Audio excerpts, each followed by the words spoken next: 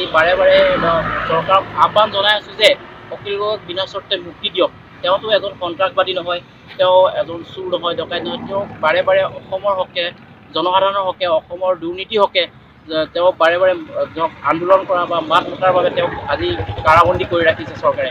সেইকাৰণে আমি এইখন চৰকাৰক আজি এই ধৰ্মঘট কাৰ্যসূচীৰ পৰা আমি চৰকাৰক সকীয়াই দিব বিচাৰিছোঁ, তাৰ আহ্বান জনাইছোঁ আৰু দাবীও জনাইছোঁ যাতে তেওঁক অতি সোনকালে যে তেওঁক মুক্তি দিয়ক, বিনা চৰ্তে মুক্তি দিয়ক। যিজন আমাৰ অনাগত ভৱিষ্যতত আমাৰ অখিল গগৈ নেতা, আমাৰ জননেতাৰ, আমাৰ জনসাধাৰণৰ কাৰণে বিশেষ প্ৰয়োজন। সেইবাবে আজি আমি বিশেষকৈ আজি এই 3 ঘণ্টীয়া ধৰ্মঘট কাৰ্যসূচী পালন কৰিছোঁ। আৰু অন্যথা আমি যদি চৰকাৰে এই আমাৰ চুক্তি মানি নলয়, তেতিয়াহ'লে অনাগত ভৱিষ্যতত আমি ইয়াত গৈ তীব্ৰতৰ আন্দোলন গঢ়ি তুলিম বুলি আমি মানে চৰকাৰক।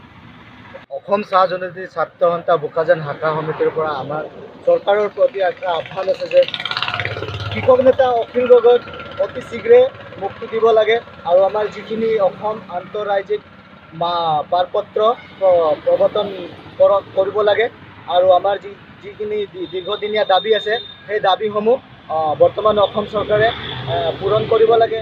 বৰ্তমান অসম চৰকাৰে অখিল গগৈক বিনা কাৰণত কাৰাদণ্ডত ৰাখি থৈছে। তেওঁক কি ভয় কৰে নেকি অসম চৰকাৰে? তেওঁ এজনক তেওঁ ভয় কৰে নেকি অসম চৰকাৰে? তেওঁক অতি শীঘ্ৰে মুক্তি দিব লাগে, আমাৰ ইমানটোৱে দাবী আছে।